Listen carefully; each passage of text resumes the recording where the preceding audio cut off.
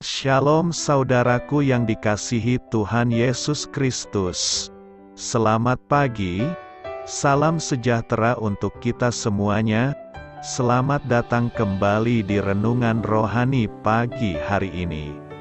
Semoga saudara yang terkasih dalam keadaan sehat selalu.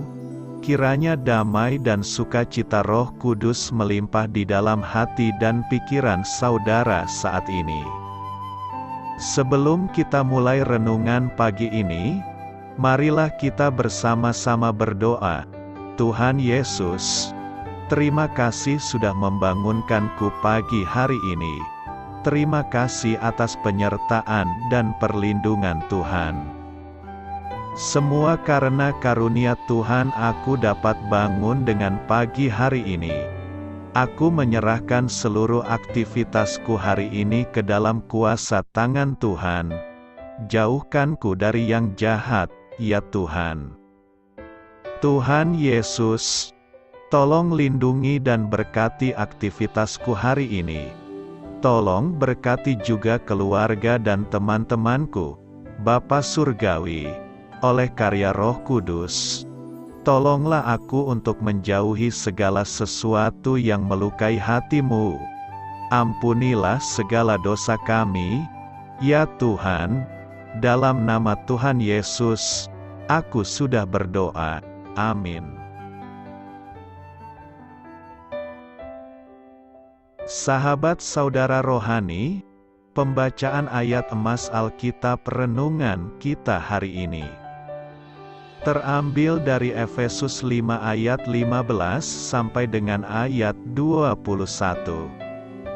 Karena itu, perhatikanlah dengan saksama, bagaimana kamu hidup. Janganlah seperti orang bebal, tetapi seperti orang arif, dan pergunakanlah waktu yang ada, karena hari-hari ini adalah jahat. Sebab itu janganlah kamu bodoh, tetapi usahakanlah supaya kamu mengerti kehendak Tuhan, dan janganlah kamu mabuk oleh anggur, karena anggur menimbulkan hawa nafsu.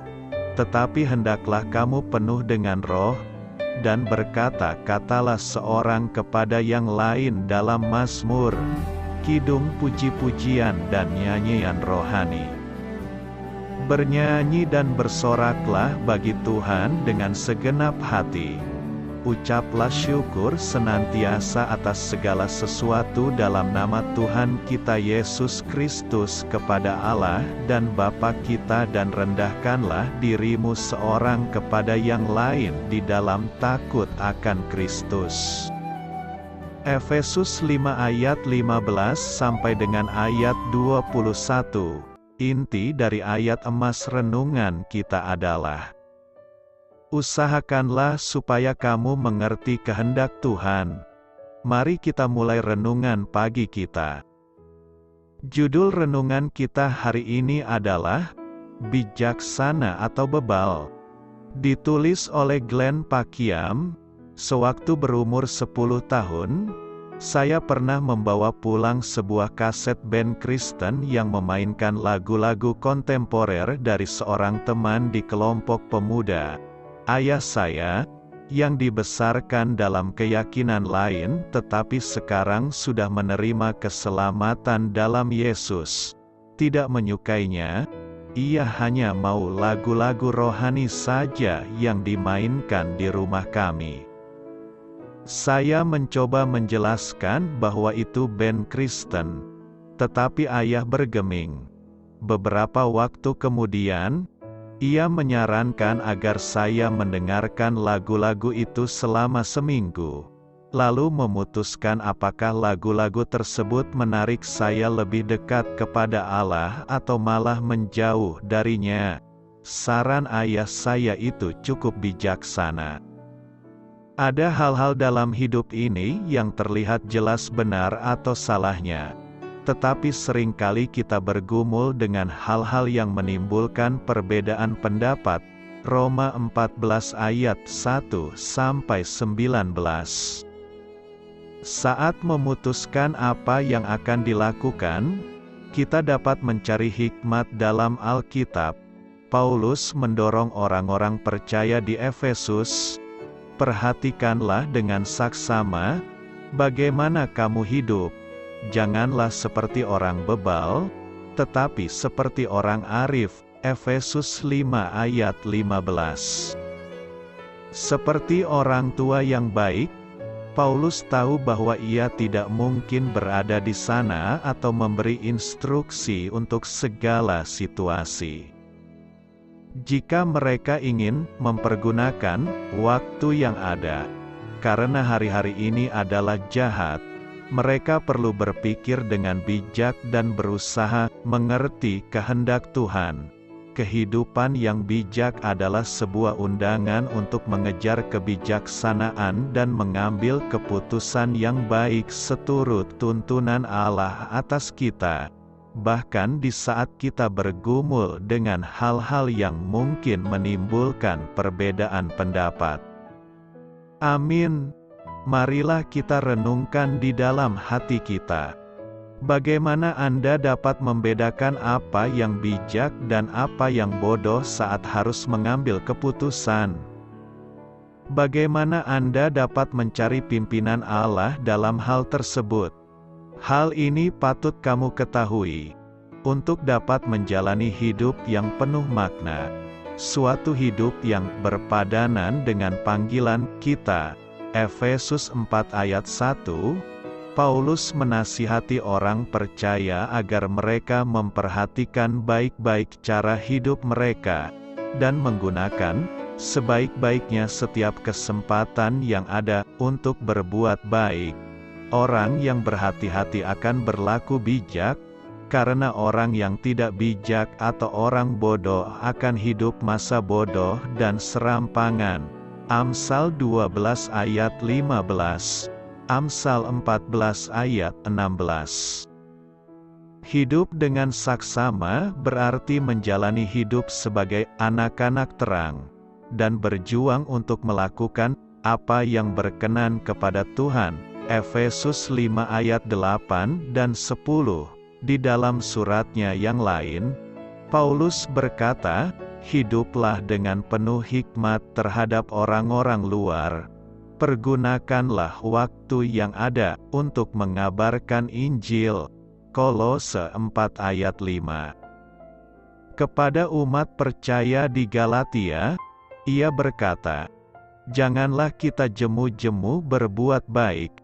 Selama masih ada kesempatan bagi kita, marilah kita berbuat baik kepada semua orang, tetapi terutama kepada kawan-kawan kita seiman.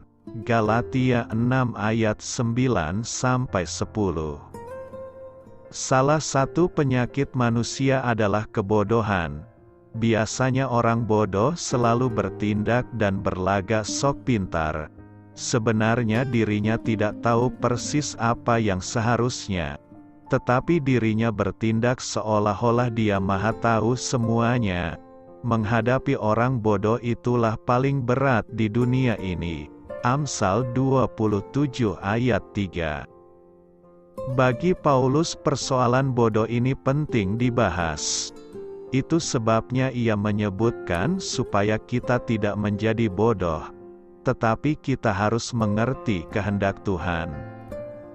Perhatikanlah, lawan dari kebodohan di hadapan Tuhan bukanlah kepandaian dalam berpikir, berprestasi serta penuh gelar di bidang akademis atau memiliki pengetahuan yang luas mengenai berbagai macam hal di dunia ini.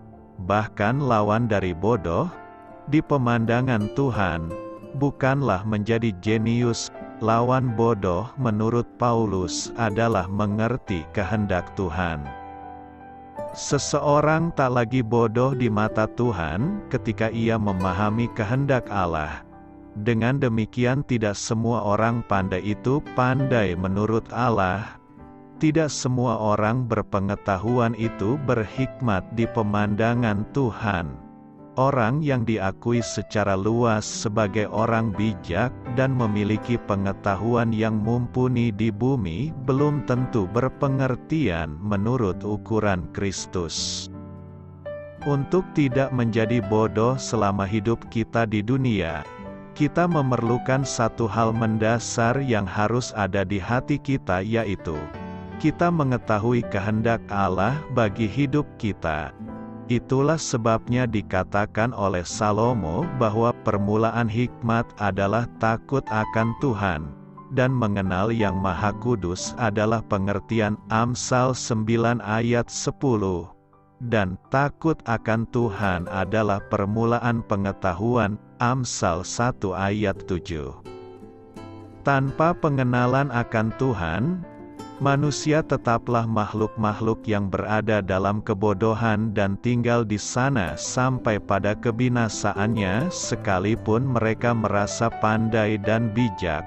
Hanya dengan mengenal Dia yang menyatakan diri melalui kehadiran Yesus Kristus, maka manusia menemukan hikmat yang sejati, juga jati dirinya, di mana kemudian hidupnya berada di jalur yang benar sesuai tujuan penciptaannya. Amin.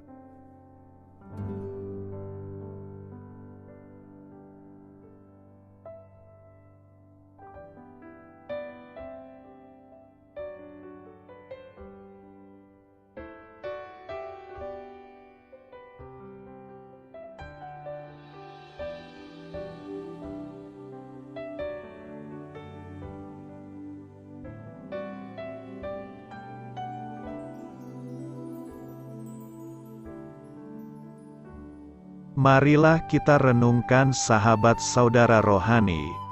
Demikianlah renungan firman Tuhan pagi hari ini. Semoga menjadi berkat dalam hidup kita. Dan sebelum kita memulai segala aktivitas kita pagi hari ini, marilah kita berdoa. Selamat pagi Bapa, malam hari telah berganti pagi. Kehidupan baru telah Engkau berikan kembali bagi kami. Bapa Surgawi, tolonglah aku menyadari kebutuhan orang lain, supaya aku dapat membagikan apa yang telah Engkau berikan kepadaku.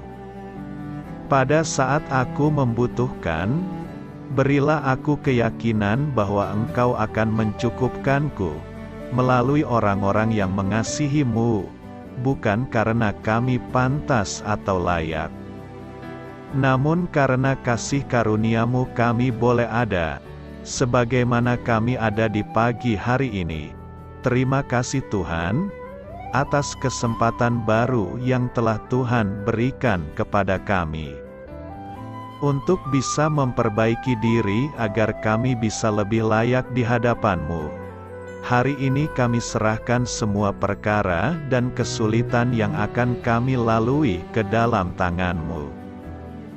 Biarkanlah kami bisa memuliakan-Mu dalam segala aktivitas yang akan kami lakukan. Amin. Biarlah firman Tuhan menjadi pengingat untuk kita semua, bahwa tuntunan dari Roh Kudus akan selalu memberi jalan keluar bagi setiap permasalahan hidup kita, dan memberi kedamaian di hati kita. Sampai jumpa di renungan pagi saudara rohani berikutnya. Kiranya Tuhan selalu memberkati saudara semua hari ini. Amin. Shalom.